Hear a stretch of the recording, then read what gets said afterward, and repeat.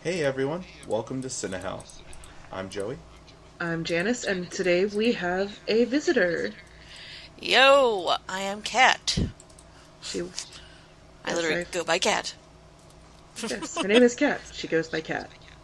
I know that's very hard to understand, but I'll try and Oh, keep up. hard I think concept. I can do it. Yeah, I'll help you if you don't. yes. Speaking of keeping up, we watched. Was it just called Yeah, it's Frontios? just called Frontios. We watched Frontios, which is the Fifth Doctor, a serial from the Fifth Doctor's era. It, there's a lot of blank space because it's been like 2 weeks.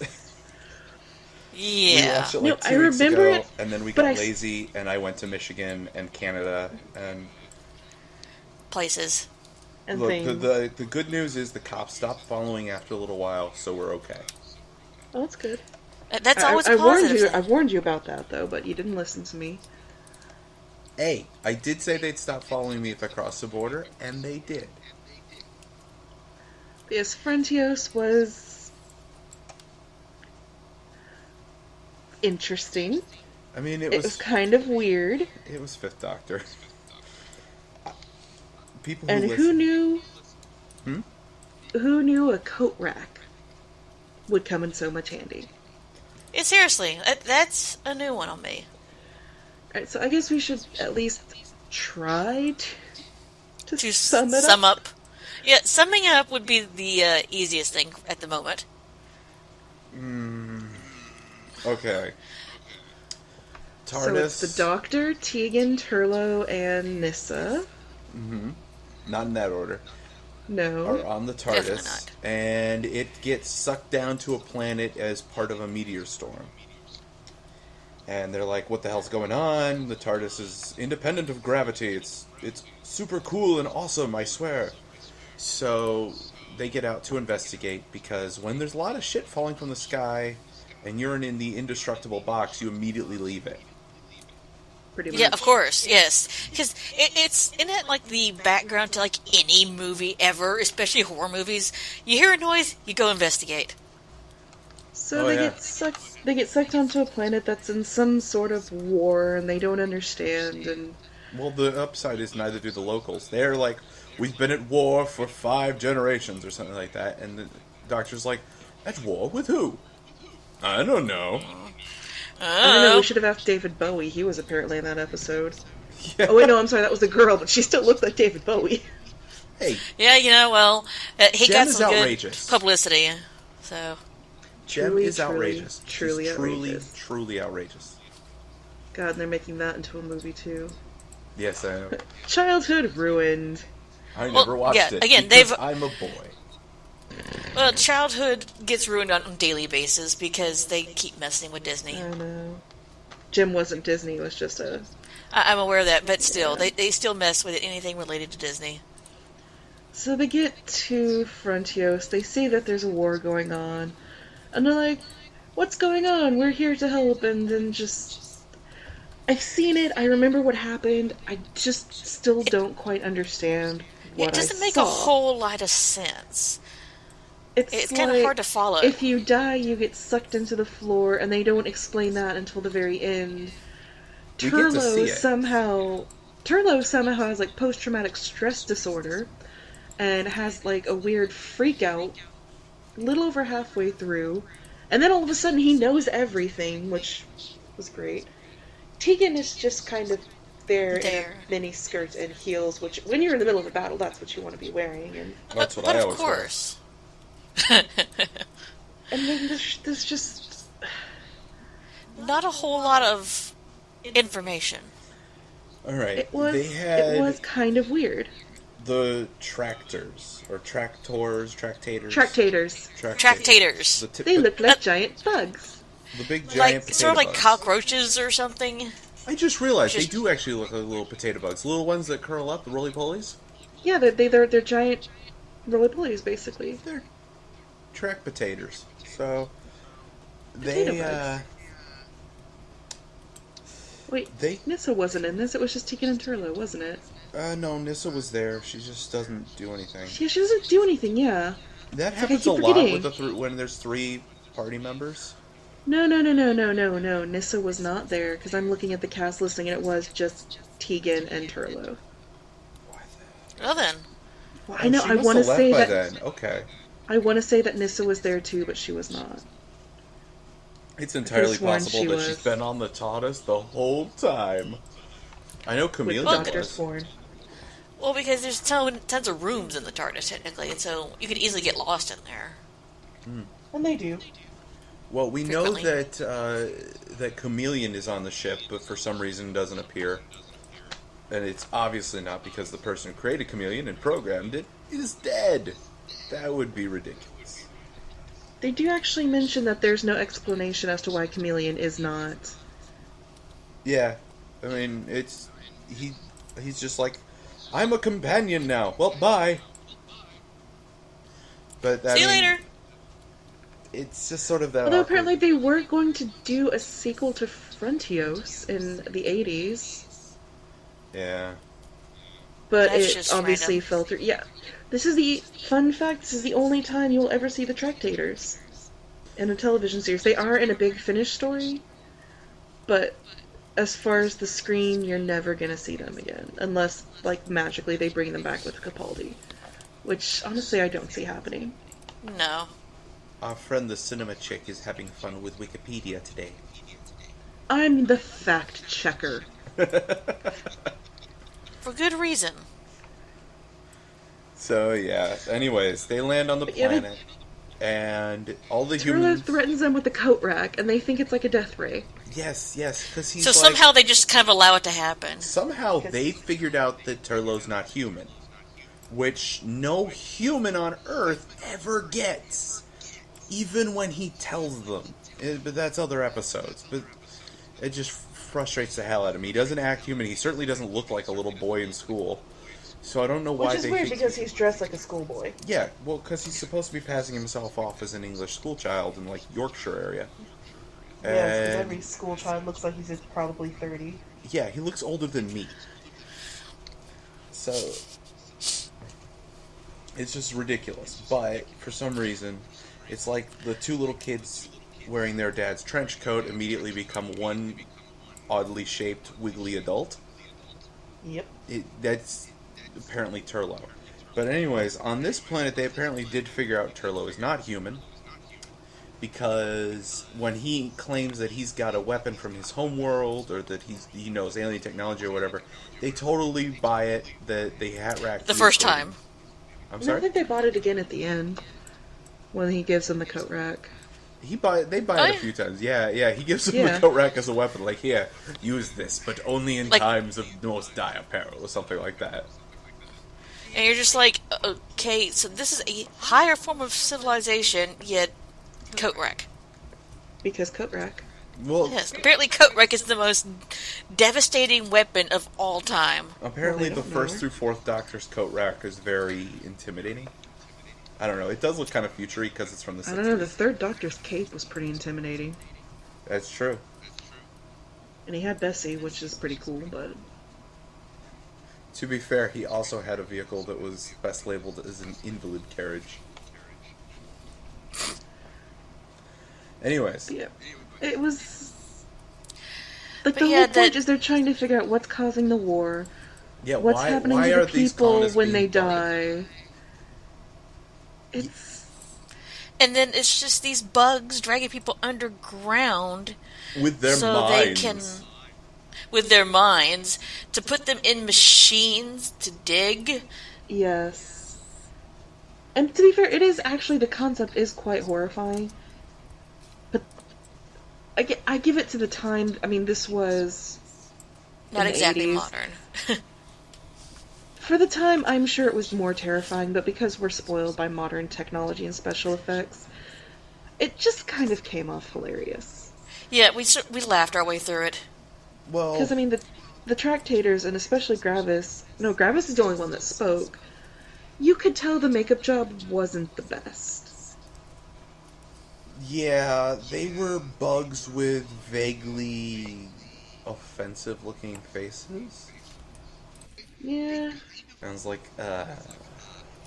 80s. Why? Okay.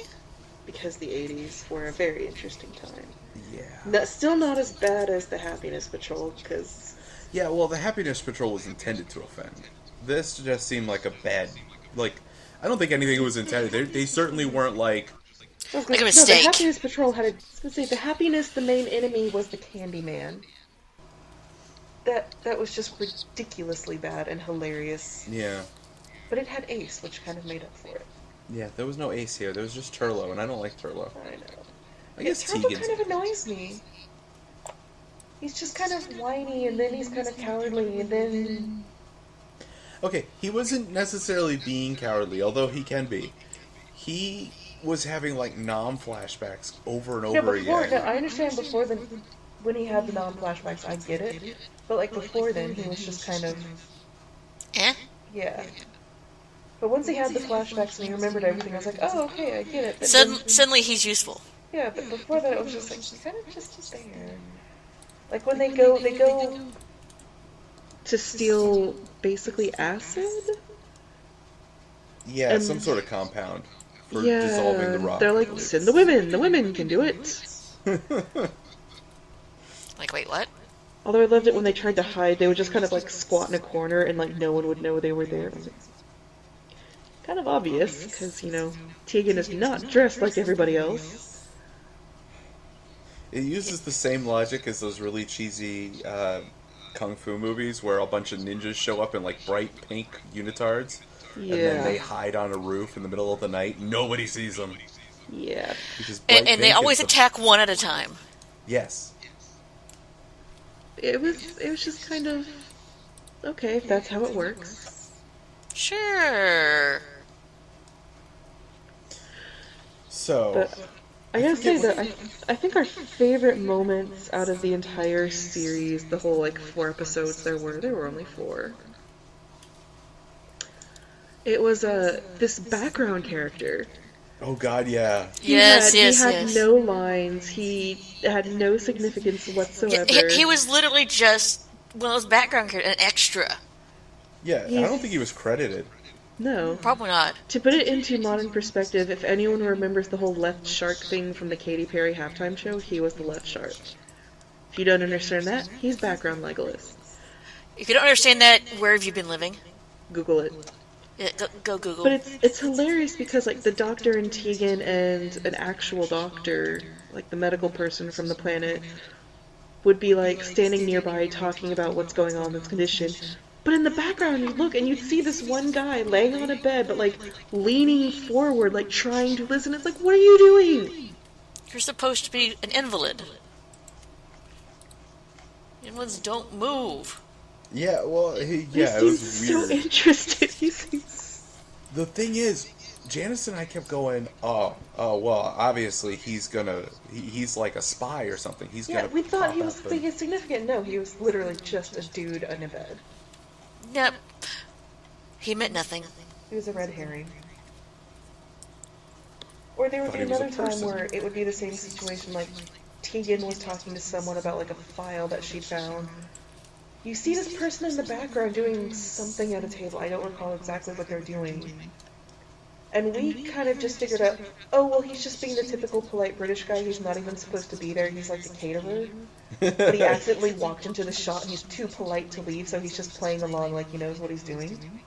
Yeah, because every other extra had something to do, and then this one guy is just like He's just Yeah. there. He's just hanging shifting out. stuff around on a table while he intently listens to the dialogue. It's like he's listening to make sure they get their lines right and they're handling the right stuff. Yeah, it could Yes, well I be the enjoyed- director just got lost. He's like, oh I shit. kind of enjoyed the background characters more than I enjoyed the actual episode, though. I know, because you just notice them more, which is kind of weird that they just stand out. Yeah. I don't know. I think that's because it's kind of a bland era for Doctor Who. There wasn't a lot that happened in most of those episodes. Yeah, it's true. The 80s weren't the best time for the Doctor. Very sad, honestly. Yeah. There could have been so much more. Well, I mean, even then, I don't think... Well, to be fair, I'm not a huge fan of Davison's era in general, because I don't think he got the best material. I think he got a lot of boring stories, Yeah. So even though he's fun, like as the Doctor, he's great. He's charismatic. He's charismatic. Charismatic. That word. He's a lot of fun to watch. I'll compare him actually to Capaldi. I think Capaldi is great as a Doctor. I love Capaldi as a Doctor. I don't think they've given him the best stories, though. Yeah, they No, neither do I. He's sort of just back there in the back and, doing what he can with what he's given. So it's like, Davison has the potential to be great. Well, he's no longer the Doctor. He had some good stories. This was not one of them. There were some really good ones with him. Black Orchid, I think, is the one, the last historical that was with him. That was pretty good, but I think the biggest problem with this era of Doctor Who, there are two for me. The first is that the Doctor doesn't do much. A lot of times it's other people on his crew because he's always got so many people hanging about. Yeah, this one was indeed focused more on Tegan Turlough and David Bowie. Well, her name's Norna, but she looked like David Bowie. Yeah, I know. And that's all right. I remember the background guy who, stole the person's sandwich. I'm sure that wasn't scripted. Yeah. But, they ended up tying up Norna, and then he was like, oh, a sandwich, picked up and left. So it was like, what? Yeah, why not? Yeah. Random sandwich stealing. Exactly. They're finished filming now, right? I'm hungry. But again, it's the fact that I had more fun with the background characters than I did the random ones. And that's all right. So, there's that. The Doctor just doesn't get a lot of screen time in his own show. Yeah, I don't really remember what he did. I remember Turgan? Suddenly we have You combine the two, so that's like their. I swear, I am not their pop name. Oh God. Yeah, that's their together name. Don't ship Tegan and Turlough. Please don't ship them. Oh, but Tegan was playing nurse, and she was investigating, and she was going through the files to try to find information. Turlough was kind of doing the same before he had the non-flashbacks. I don't know what the Doctor was doing. He was just sort of walking around and poking his nose into things, but not really doing much. Yeah, everybody else was sort of getting all the good leads. That's the sad thing. He did ask people to get stuff. Yeah, he was the most unimportant character, and he's the main character. Yeah, that seems kind of wrong somehow.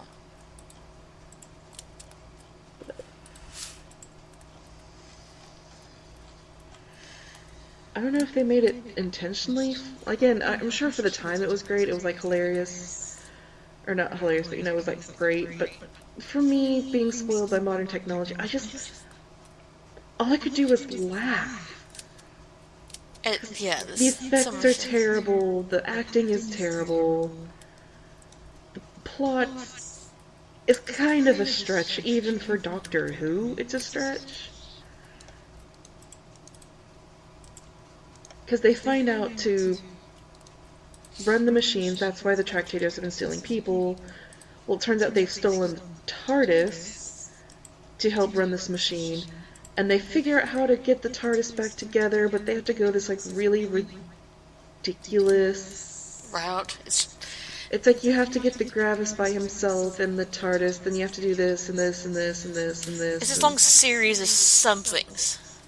That's supposed to add up to, amazing. Yeah. But on the plus side, they save Frontios, they take all the, whatever the plural of Gravis is. Gravisi? No, those are the Tractators. Oh, the Gravis and the Tractators. Yeah, Gravis is just one of them. This wonderful place called Kokokron. There's a lot of way caves back in to there. Kokomo? Yes, he takes them to Kokomo. That's where I want to go. Kokokron. And then they just kind of leave and go on and just kind of... Okay. I admit I have not seen serials before this or after this. I admit. I'm behind. I have not seen The Awakening, nor have I seen The Resurrection of Daleks. I'm sure it comes into play somehow. I'm sure something from this story comes into play. Somehow. But again, because it is the only appearance ever of the Tractators, I don't really see how.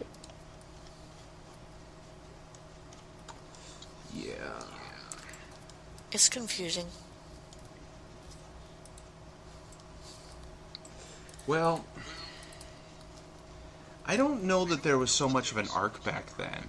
I feel like it was just sort of, well, we've got the doctor and we've got a certain quota to meet, and a lot of the people. Because wasn't this Jonathan Nathan Turner as a producer? Yeah. There was a point where he was just like, okay, can I leave now? I've been doing this a while. I'm bored. Can I go home? Yeah, and like I said, there's actually, to me, a second problem. In addition to the Doctor not having a lot of screen time, there's not a lot that's easy for the audience to hold on to and remember. Like, did either of you guys remember tractators before we looked up the Wikipedia article? The only thing I remember about it, honestly, was that it sounded like potato. Okay. Like tater. And I remember they looked like giant, kind of oddly colored pill bugs. Yeah. Did you remember the name of the episode? Frontios? Yeah. No. Yeah. I remember the episodes. I remembered all 4 of them. It's just I still don't quite understand what happened or how. Well, what I'm saying is, how about Plantagenet? Did you remember his name? No, because I just called him something else. That's the thing. So many. I feel like that's memorable. The big problem. Yeah, there's no freaking memorable names. There's nothing easy. There's nothing.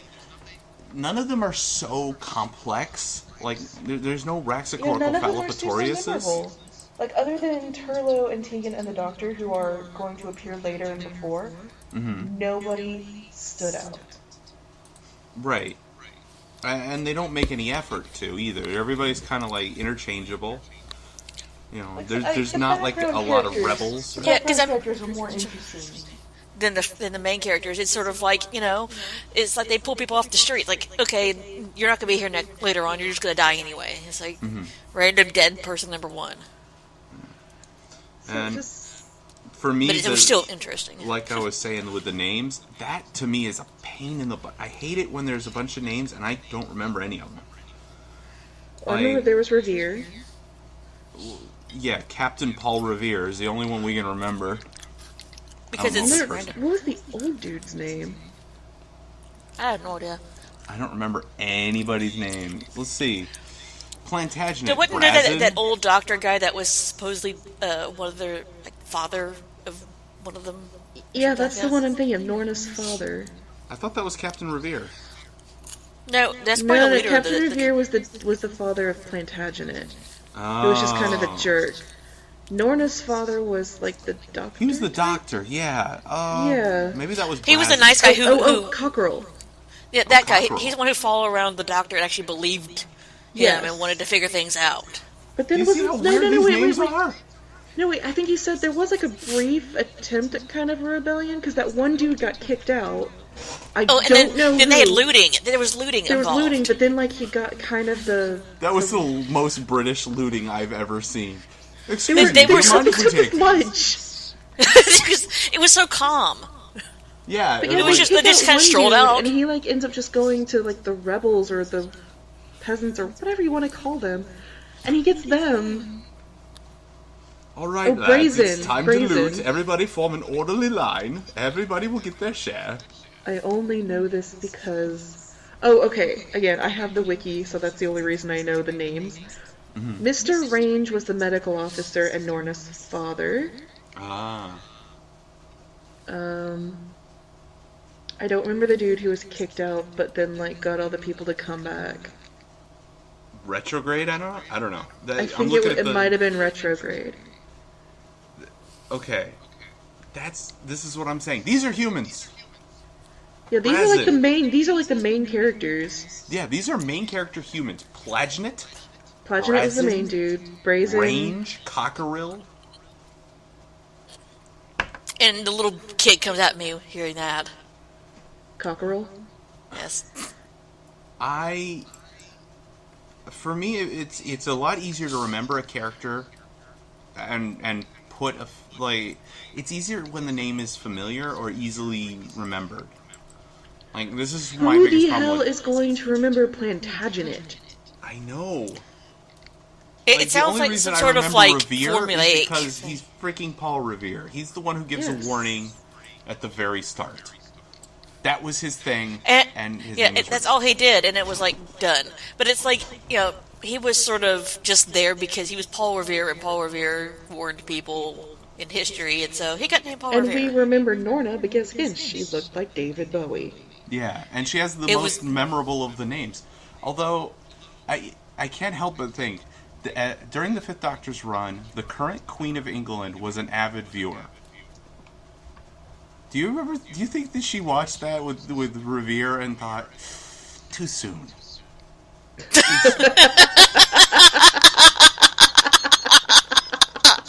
Oh, that's That's good. beautiful.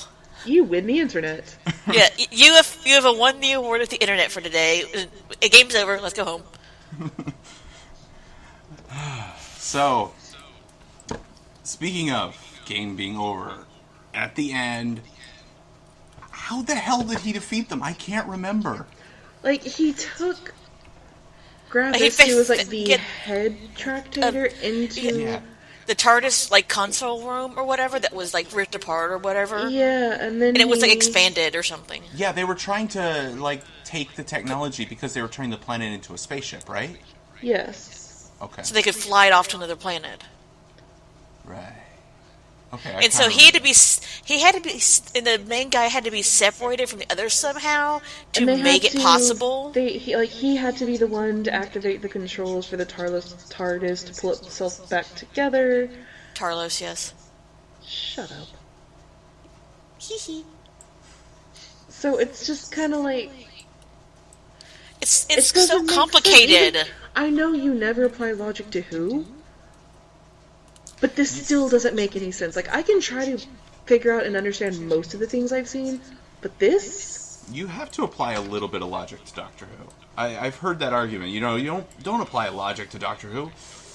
Yeah, but when you don't apply logic to Doctor Who, you get the moon is an egg. This is true. These are things that need to be avoided. But now we get the giant pill bug can restore the TARDIS by pressing a few buttons on the console. Yeah. So, logic that. Well, my mechanic's a giant pill bug. They That's know- very rude to say about him. I'm sure he's a wonderful man.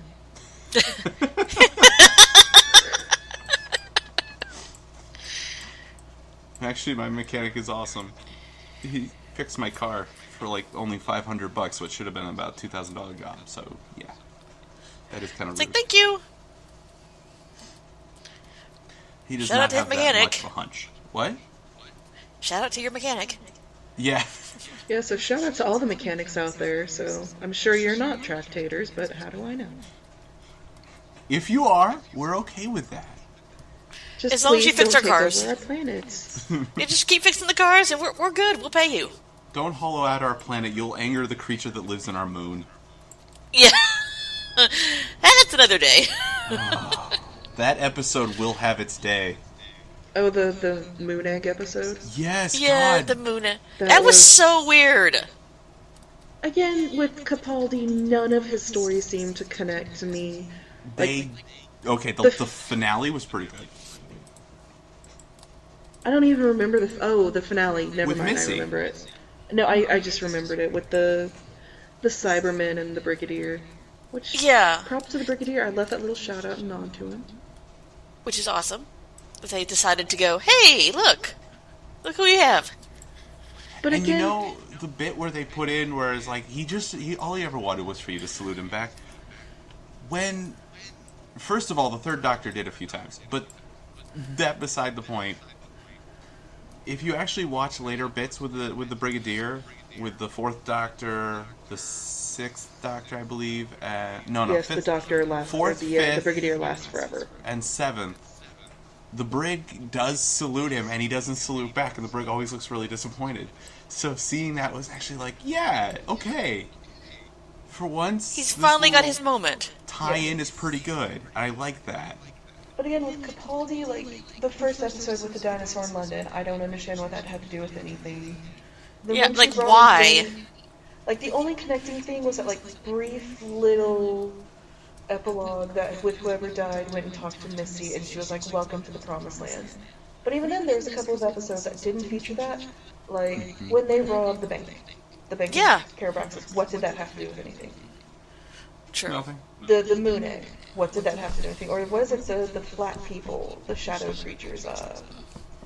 Where like the drawings were coming to life. Yeah. I like that episode though. It was a good episode, but it's also like, I don't understand what this has to do. Because the more recent Doctor Who has had serials where everything kind of makes sense, everything's kind of connected, and it all leads to another thing.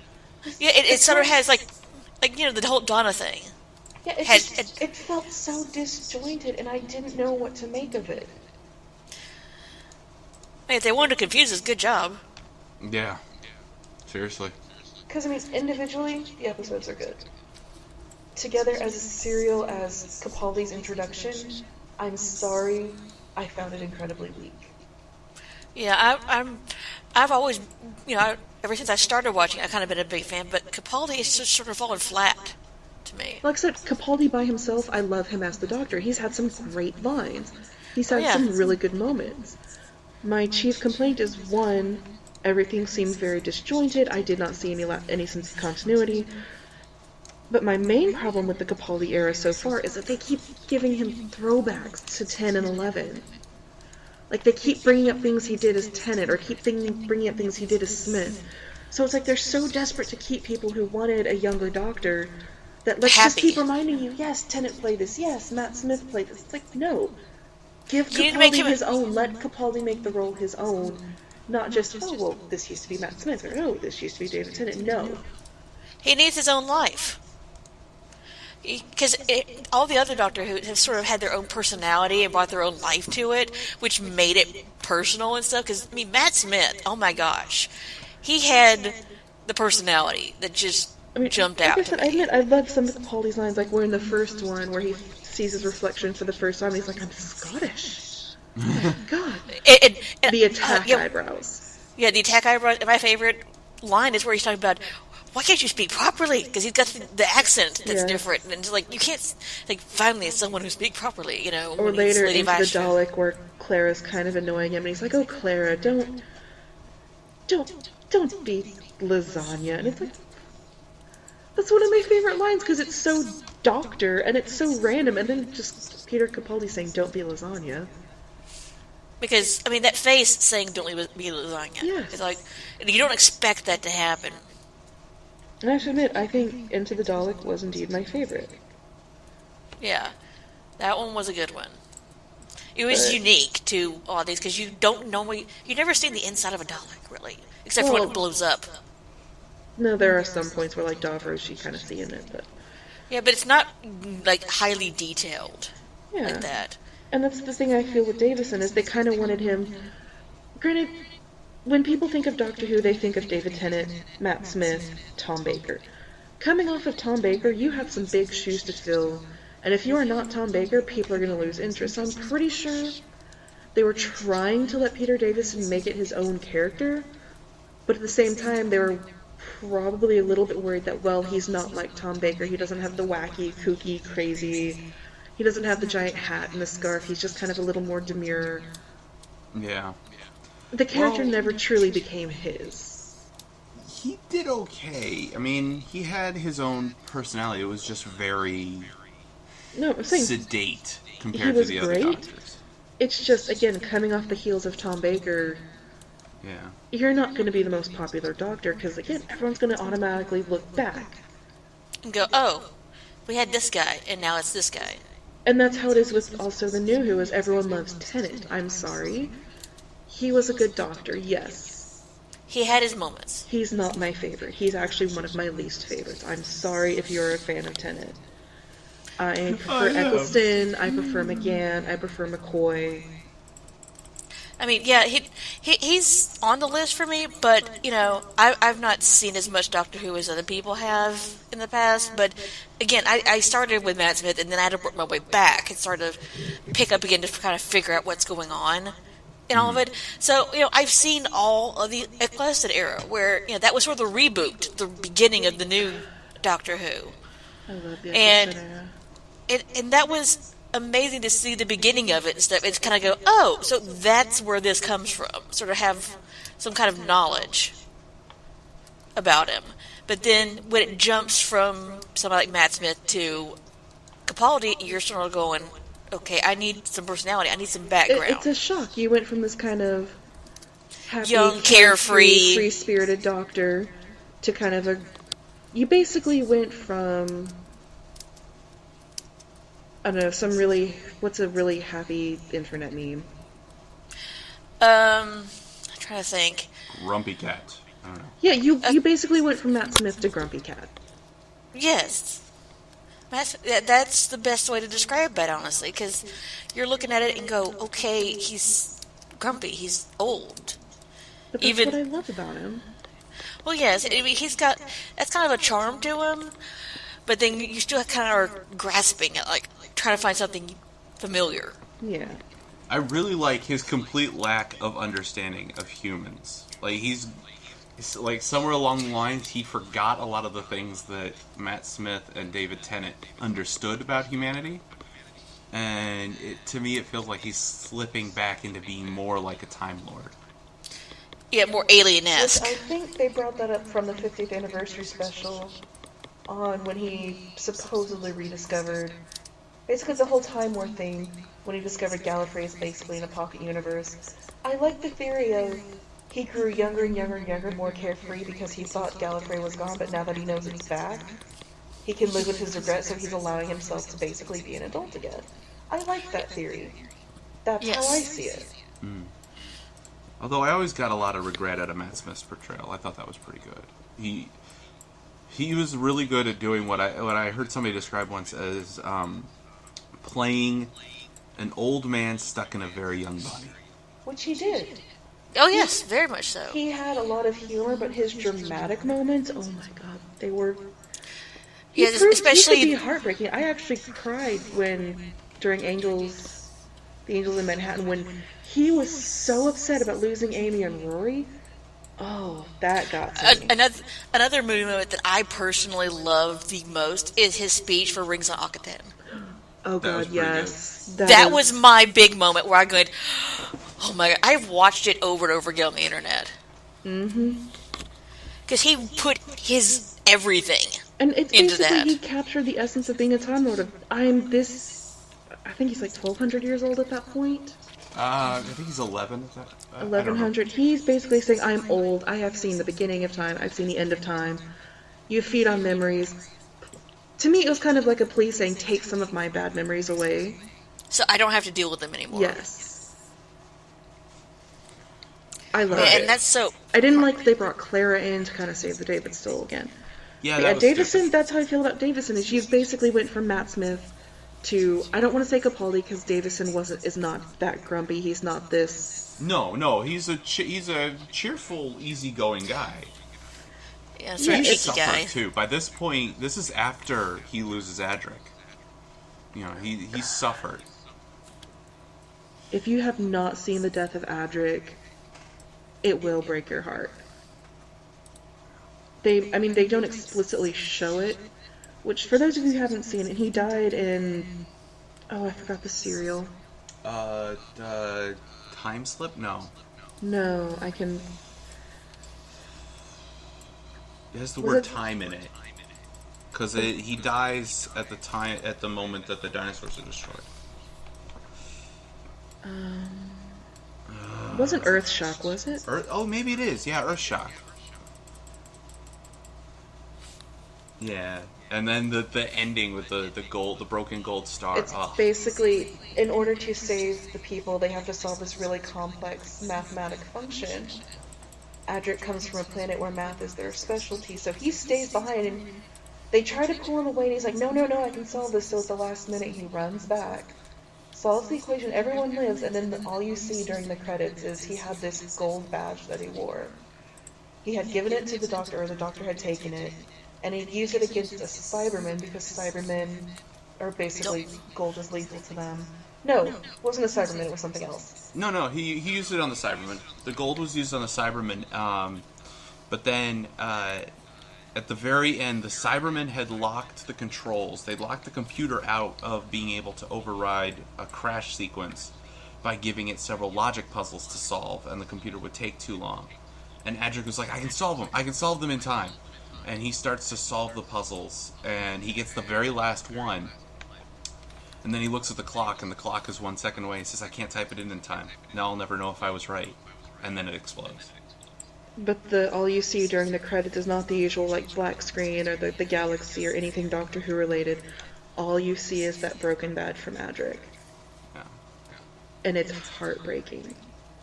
It is. It is heartbreaking. It's a cheesy episode, but it is... Yeah, the episode itself is kind of stupid. It's pretty cheesy, but that death... We talk about this episode a lot. Yes. Because it was good. It's worth talking about. It is.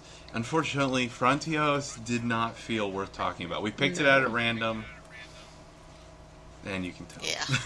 Yeah, no. So we'll probably put a little more effort into the next serial. Hopefully a little bit less time in between. Yeah. It's vacation time, so there's a lot of vacations going on. Same as last time. Just held back by vacations.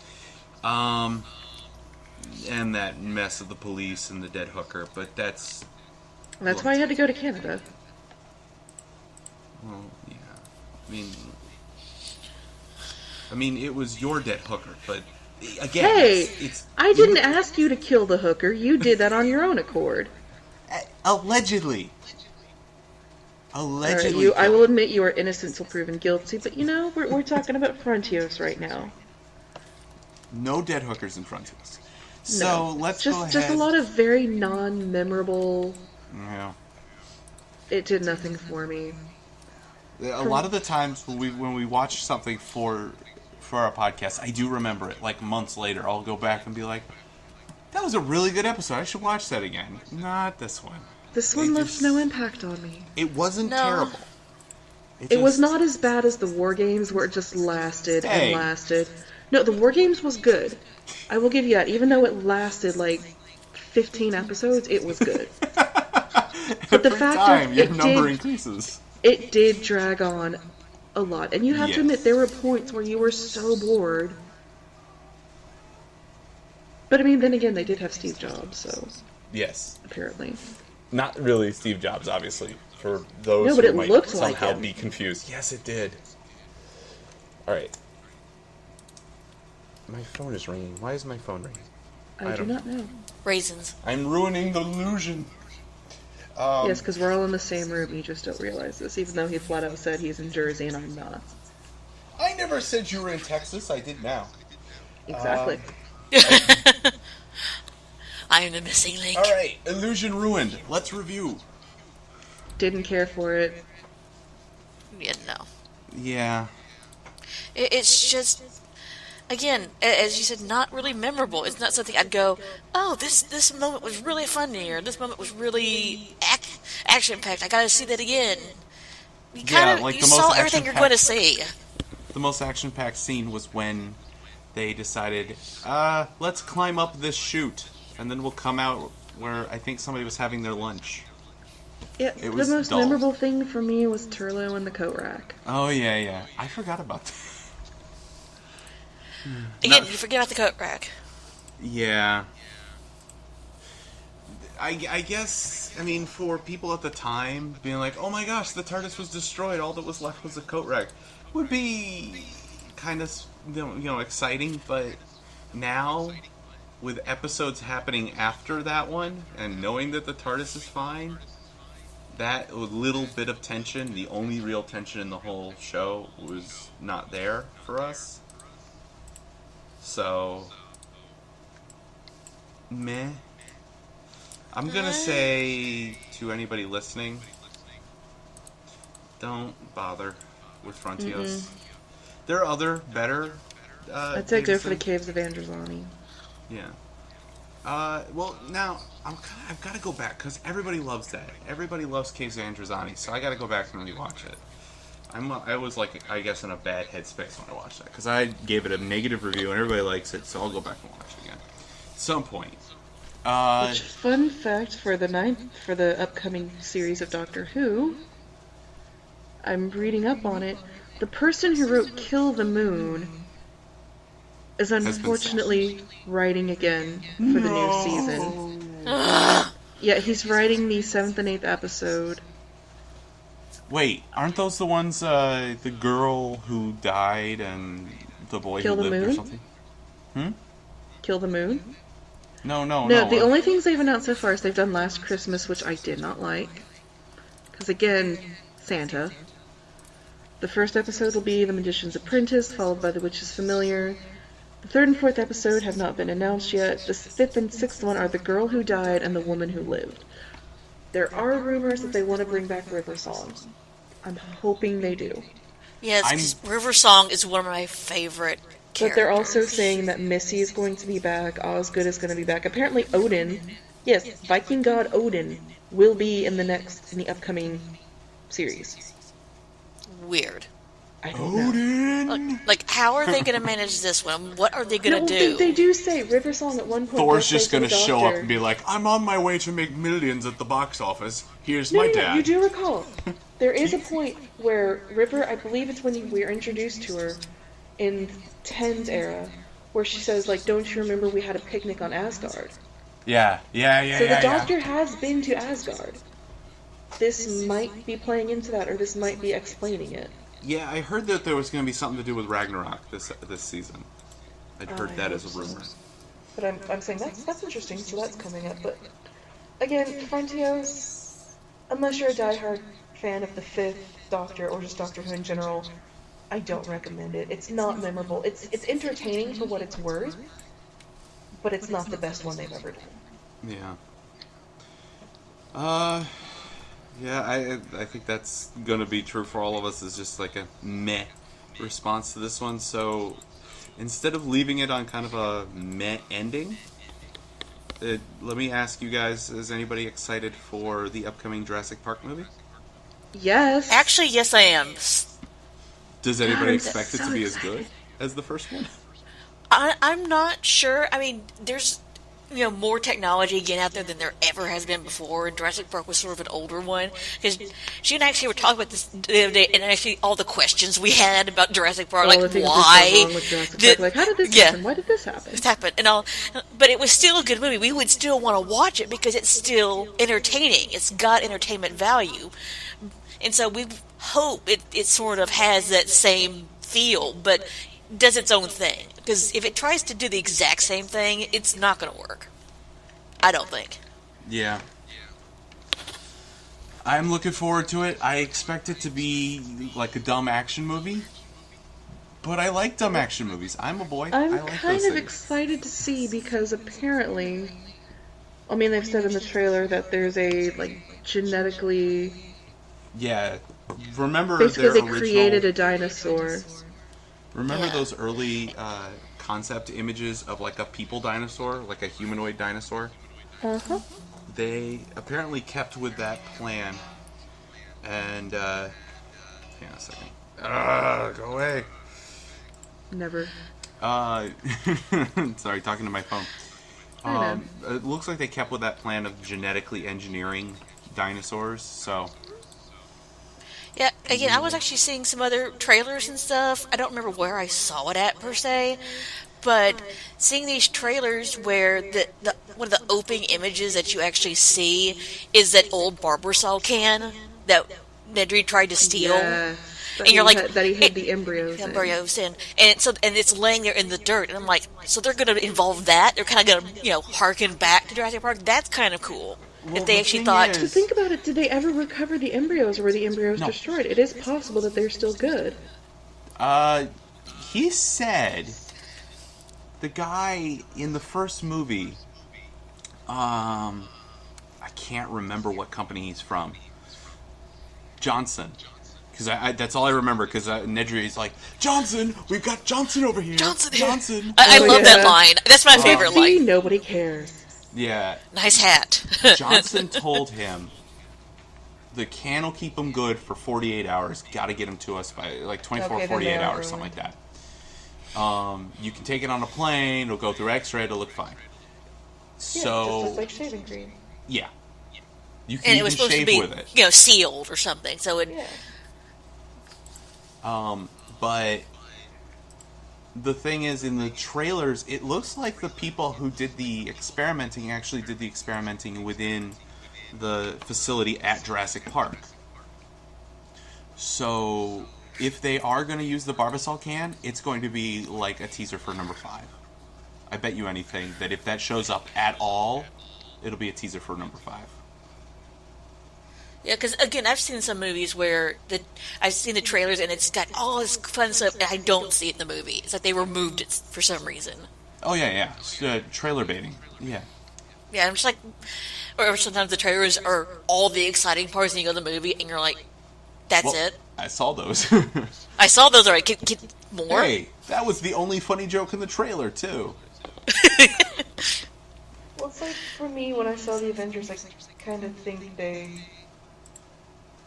kind of gave away the best parts in the trailers, and I saw the movie and I was just really unimpressed. Yeah. Same with Pitch Perfect yeah, it was great, but no, it didn't. It didn't stand up Yeah. to what it could have been. Well, I'm having that problem with a lot of movies these days is they give you some of the best stuff in the trailers, and then you go and you see the movie and it's like, eh. Yeah. Actually, I have a perfect example of that because, some movies they trailer that there's awesome jokes that kind of get you hooked in or whatever. And I actually saw, because anybody seen Sahara? No. No, unfortunately, I've been meaning to. It's a Matthew McConaughey movie. It is actually really funny. I love watching this movie anytime it comes on TV. But I saw the trailer for it after I think actually before I saw the movie. I was like, I'm excited for this movie because it had this really funny line because the two of them are on this like dilapidated plane. They've managed to turn it like a windsurfing thing. They're going across the desert, and it looks so awesome. And there's one guy that's dealing with the propeller, the thing in the back, and one guy's acting like it's a windsurfing board with the other wing that's kind of straight up in the air. And the guy in the back's like, where are we going? And Matthew McConaughey character goes, I don't know, but we're making great time. Yeah. And I'm like, that's so funny. I love that line. Watch the movie. It is not in the movie. Like, you've just ruined that for me. You've taken that away.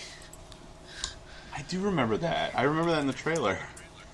And it's not in the movie. And it was hilarious. But they ruined it. They just took that out from underneath me and just, the whole rug was yanked. Just in general, I miss the miss the days when trailers were kind of an idea of what the movie was about, and you get like one or two little sneak peeks at the good stuff, and it made you want to go see this movie. Nowadays, trailers are like, meh, here you go. It's like, we have to do this because our producers said so. Yeah, it feels like it. A lot of it feels like we've got to get their butts in those seats. We can't make Avengers kind of money without it. And even then, Exactly. Avengers has not been as impressive as people had hoped. Played it. I Yeah, really it's- liked it, honestly, but I think that's because I wasn't a comic book fan. A lot of comic book fans are railing against the new one. No. I'm not. I haven't read the Ultron comic books. I admit I am not as familiar as I would like to be. My problem was, one, they made this big deal about Ultron, Scarlet Witch, and Quicksilver. You look at the movie, they're not in it as much as you think. Like, they're hardly in it. Until, like, the last half hour, when suddenly they're far more relevant. And even then, they took Ultron, and he was supposed to be scary. I kind of just found him more comical and annoying than I did as a villainous character. When I think of, like, megalomaniacal robot killing machines, I'm thinking, like, Davros or the Borg. Like, the This Borg one- Queen or Davros, not, like... comedy Apologizing for Bond hurting villain. somebody. Like, oh, I'm sorry.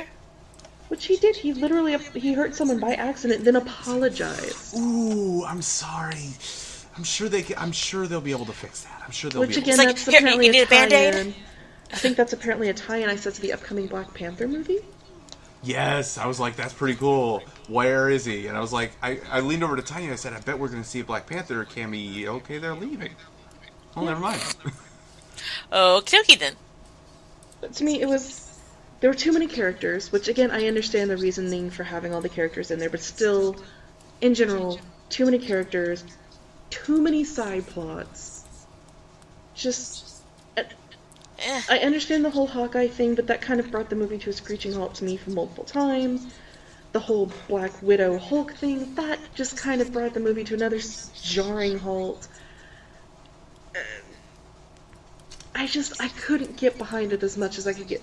The first one, yes, it had the side stories, it had the weird little subplots, but they all kind of tied in. They all kind of went with the flow. This one, they would get you going, and they would get you going, and then they're like, here's a giant Hulk and Hulkbuster armor fight. That lasted too long, in my opinion. Then It here, let's lasted have too this scene with long, Hawkeye, but let's have this scene. It's just like, okay. You're forgetting one thing. 50% of that audience, probably more, are boys. Oh, I Boys know. really want to see the Hulkbuster. We don't care that it has no place. We don't care that it goes too long. Because Hulkbuster. Because reasons. But even then, Yeah, like, for even the boys, final that is battle, reasons. Even again, the final battle, it just in general didn't impress me.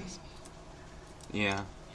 I have not been impressed by a movie for a while, unless you count Mad Max. I freaking loved Mad Max. I was impressed by it.